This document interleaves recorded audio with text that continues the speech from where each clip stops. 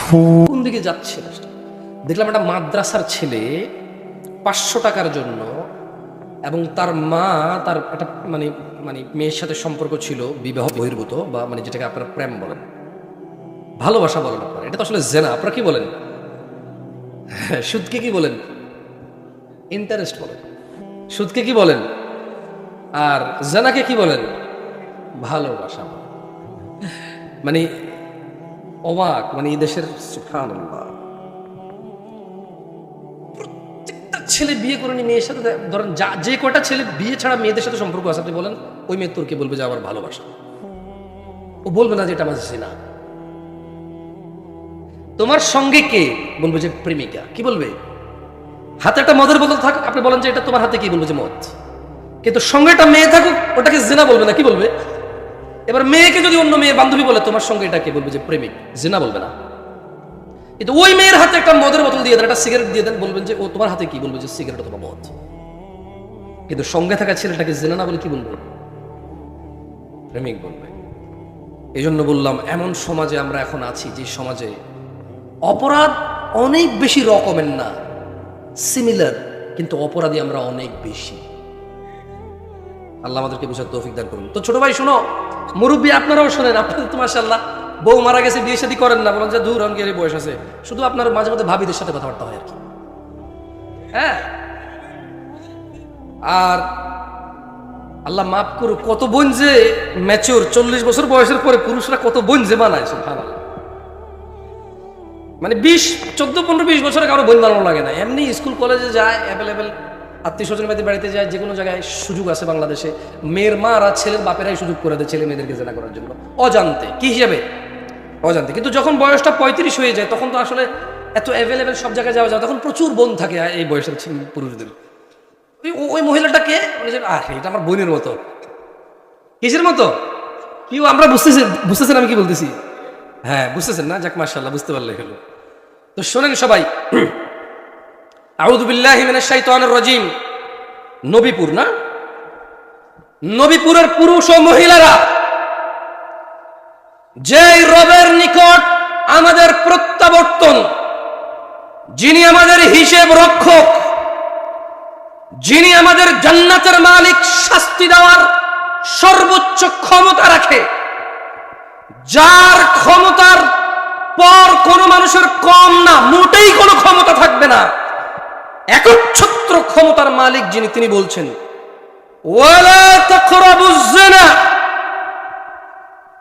আর তোমরা জিনার ধারে কাছেও যেও না।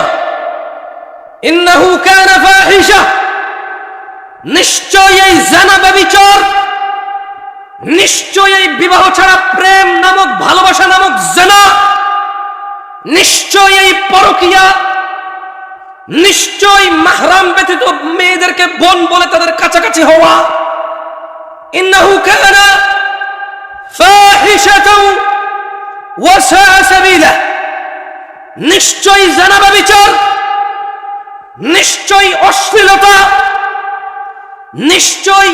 আপনারা কি বলেন এটাকে? আমি আসলে বুঝি না। জিনা ব্যভিচার প্রেম বলেন, আর কেউ কি প্রেমই বলে? আপনারা যেহেতু প্রেম বলেন, আমি নতুন করে বললে কেউ বুঝবেন না। 1450 বছর থেকে এটাকে জিনা বলে আসছে, এখন 2000 এই মানে এই সামান্য কয়েক বছর, 20-50 বছরে এই জিনা হয়ে গেছে প্রেম আর ভালোবাসা। তো ঠিক আছে, আমি একটু এইভাবে অনুবাদ করি। আল্লাহ বলছেন যে লা তাকরাবুজ জিনা, তোমরা বিবাহ ছাড়া প্রেমের কাছে যাইও না। দিস ইজ মানে আমি বলছি না যে আমরা কানেক্ট করতে পারি না শ্রোতার সাথে, ওকে, আমি একটু চেষ্টা করি আপনার সাথে কানেক্ট হওয়ার। কেমন? সূরা ইসরা 32 নম্বরে আল্লাহ কি বলতেছে? আমার সাথে বলেন, লা তাকরাবুজ জিনা, বলেন লা তাকরাবুজ জিনা, লা তাকরাবুজ জিনা, তোমরা বিবাহ ছাড়া প্রেম করিও না, প্রেমের কাছেও যেও না। তোমরা বিবাহ ছাড়া প্রেমের কাছেও যেও না, ভালোবাসার কাছেও যেও না।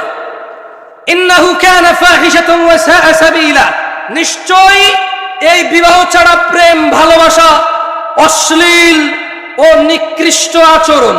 দিনী ভাইয়েরা, আয়েশা রাদিয়াল্লাহু আনহা, আয়েশা রাদিয়াল্লাহু আনহা থেকে বর্ণিত, তিনি বলেন আন্না রাসূলুল্লাহ সাল্লাল্লাহু আলাইহি ওয়াসাল্লাম আল্লাহর রাসূল সাল্লাল্লাহু আলাইহি সাল্লাম বলছেন, ইয়া উম্মতে মুহাম্মদ, হে উম্মতে মুহাম্মদ, হে উম্মতে মুহাম্মদ, হে উম্মতে মুহাম্মাদিরা সাল্লাল্লাহু আলাইহি ওয়াসাল্লাম, মা আহাদুন আগিয়ারা মিন আল্লাহ, হে উম্মতে মুহাম্মাদিরা, তোমাদের মধ্যে কেউ আল্লাহর চাইতে বেশি মর্যাদাবান নও।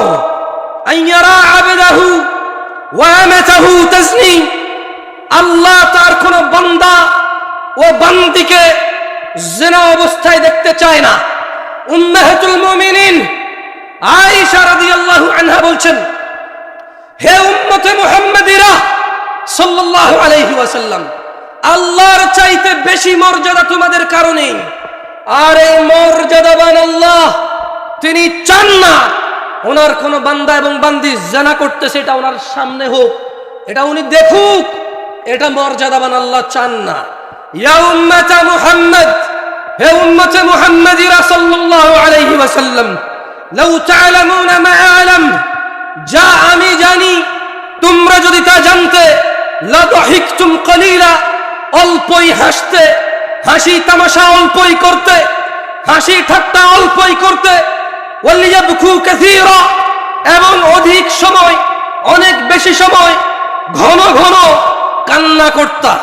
উম্মাহাতুল মুমিনিন, মুমিনদের মা আয়েশা রাদিয়াল্লাহু আনহা বলছেন, আল্লাহর নবী বলছে যে আমি যা জানি যদি তোমরা জানতে, অল্প হাসতে, অধিক কান্না করতে।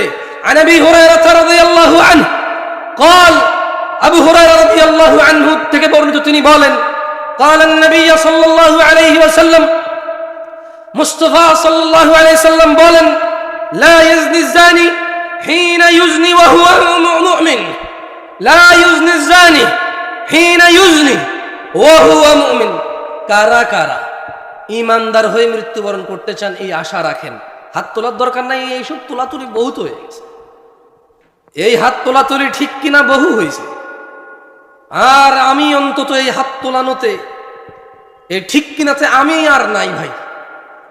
যারা আপনারা এই অনুভূতি রাখেন, আপনাদের মধ্যে যারা এতটুকু বুঝতে পারছেন যে বেঈমান হয়ে মরলে জাহান্নামে যেতে হবে, আপনাদের মধ্যে যারা এতটুকু বুঝতে পারছেন, উপলব্ধি করতে পারছেন যে ঈমান নিয়ে মরাটা একেবারে অত্যন্ত আবশ্যক, জরুরি, জান্নাতে যেতে হলে ঈমান সহ মরতেই হবে, এই ছাড়া জান্নাতের কোনো কি নাই, অপশন নাই, তাদেরকে বলি, আবু হুরায়রা রাদিয়াল্লাহু আনহু বলছে যে, আবু হুরায়রা বলতেছে যে উনি শুনছে আল্লাহর নবী বলতেছে। কে বলতেছে? কে বলতেছে? সাল্লাল্লাহু আলাইহি ওয়াসাল্লাম। তো আবু হুরায়রা বলছে যে আমি আল্লাহর নবীকে বলতে শুনেছি, আল্লাহর নবী বলতেছে, লা ইয়াজনি জানি, কোন ব্যভিচারী, কোন জেনাখোর, জেনাকারী জেনা করে না, হিনা ইউজনি, সে জেনা করে না এই অবস্থায়, ওয়া হুয়া মুমিন, মুমিন থাকা অবস্থায়।